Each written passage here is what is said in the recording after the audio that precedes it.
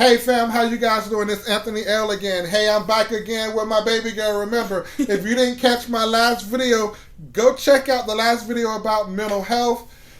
Sydney has a lot of good points on how to work with mental health and just insights in mental health with teenage populations. So go ahead and check that video out, because if you have any kids who are teens, family members that are teens, remember Christmas is around the corner, and a lot of people struggle with that. So if you just want to know what's going on and just have more information, go ahead and hit that last video, because it's really going to help you out. And if you haven't done so, also make sure you do two things. First, I need you to hit like. Hit like to make sure, because that shows us love, and a brother needs some love, all right? So make sure you hit like. And the second thing I need you to do is hit subscribe, okay? Because that helps us build this platform. The more subscribers we get, the more traction we gain. So we'll really appreciate it if you can do those two things. And hey, thank you for supporting us and connecting. Once again, I just want to give her anything you want to say to the people before we get started. Hi. Yeah, she's really not shy. If you guys know her, she's really not shy. But hey, remember, I want to give her a shout out. So, she's a model. She's a singer. She's also an actress. So if you're out there, you need somebody to model. You're looking for people to model different things with that. Hey, go ahead and hit her up. This is Sydney. You can hit me on my email at anthonyrivers1906.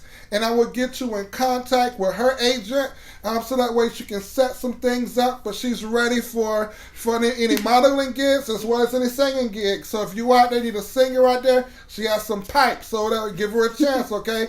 So think about it like that. I just want to give her a shout out with some of the things that she's doing, and she has her platform that we're trying to build as well. But today, what I really want to talk about, I want to talk about something that's a little bit more sensitive to our family. For those out there that really know our family and know the dynamics of our family, you know that we are a multicultural family. And one of the things that came out probably a year ago or so, like that, it's the show called Mixture. So I'm from the South, so I just kind of, I'm sorry, I apologize for my diction isn't perfect. But Mixture. So when it came out, I thought to myself, man, that kind of looks like our family, but at the same time, I don't really know how I feel about the show itself, because we live that on a regular basis. And I know that when we're around our Florida family, we have a different context than we're around our family up north here in Ohio. It's a very different context. So oftentimes we live in two totally separate worlds.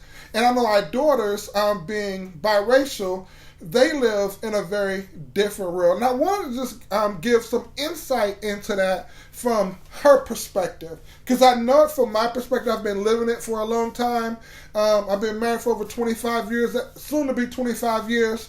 And but been together with my wife for over 25 years. And it's almost second nature to us. But I realized that it's not as second nature to our kids and to some other kids that have been around. So in some cases, they struggle with finding a place. They struggle with identity. They struggle with where they fit. And sometimes I've heard that some kids who are biracial will get pushed out because they don't necessarily look like any of their friends if they're primarily in a white situation, in a white neighborhoods and white schools.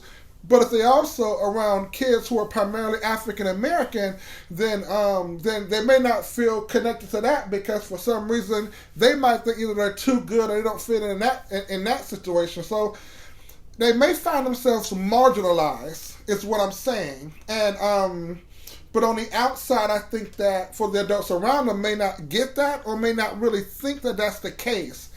But I wanted you to hear it from the horse's mouth. Not only for myself that lived that. This is my life 24/7.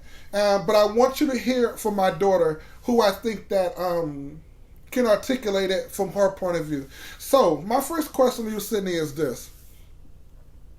What has been your experience, and this is a very general question, and we'll get some specific questions later. What's been your experience being biracial in the context upon which you live?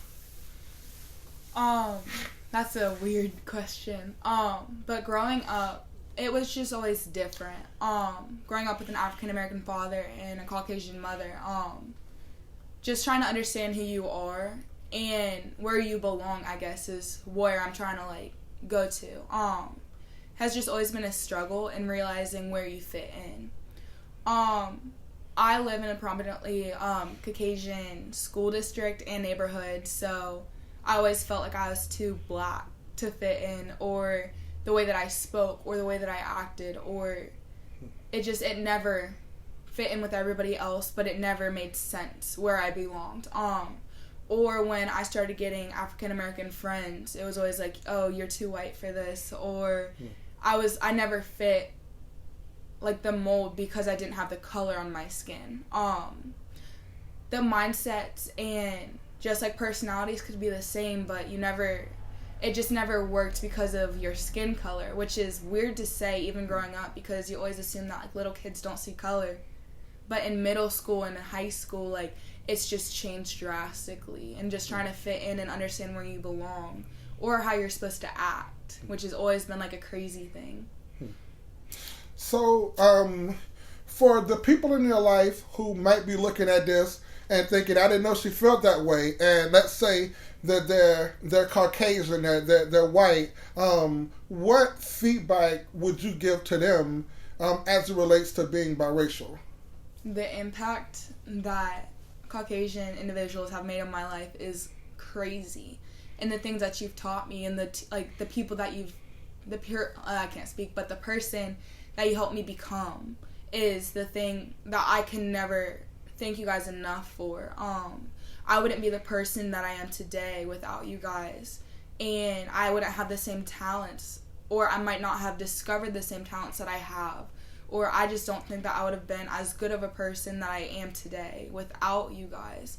But I don't think that I could have been, like, I don't know how to explain it. I don't think I could have been the person that I am today without Caucasian individuals. But sometimes I needed a biracial figure in my life to understand how I'm supposed to act, or how I'm supposed to respond to situations, or how to learn how to deal with certain aspects of my life, like going to school, or having conversation, or realizing that I don't have to conform to what other people are or what other people expect of you.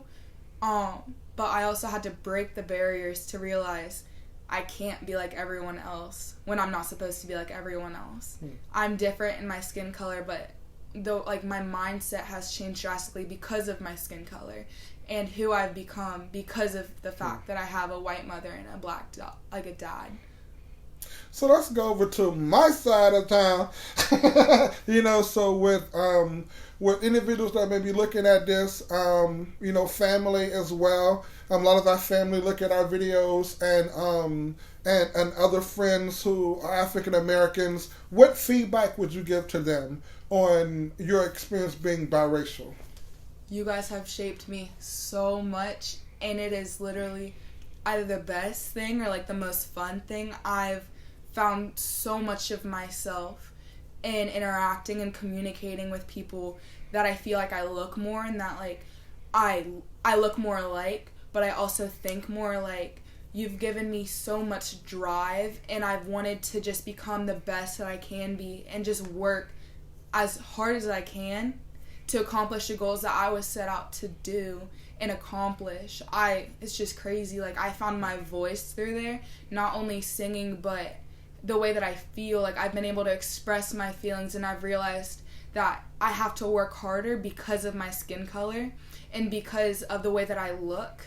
And everything has changed because of my color. Even if it's not as dark as some people, I still have it on my skin, and I need to work as hard as I can. And I wouldn't have realized that without you guys, and realizing that I can be more than people expect of me. And I think that that's been the biggest thing that has impacted my life over anything. Realizing that the person that matters the most about what they think about themselves is myself. And I need to just keep working. I need to keep the drive up, and I just need to keep going to accomplish what I'm meant to be.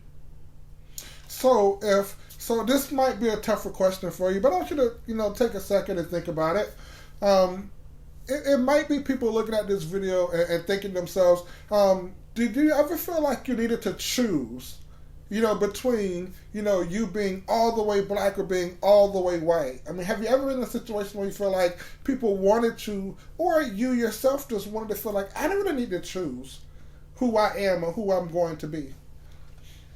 When I was younger, I remember asking my parents if I could change my name or bleach my skin because I didn't look like everyone else. And just looking back, that's such a terrible thought for a really young girl to ask or believe that they have to do that.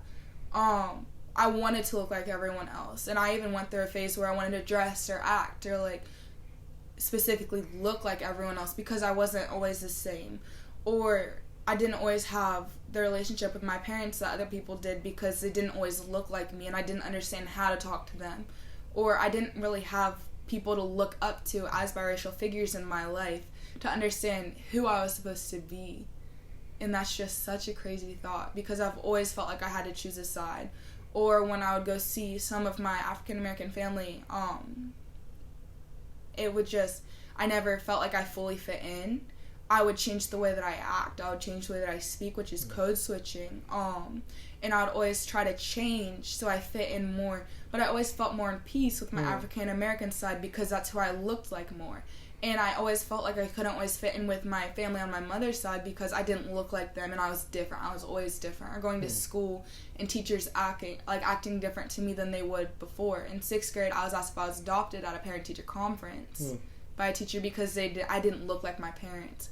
Or giving slave parts when I was in school because that's just what I looked like and that's what they expected out of me. I had to break those barriers and I had to move forward and I had to be bigger.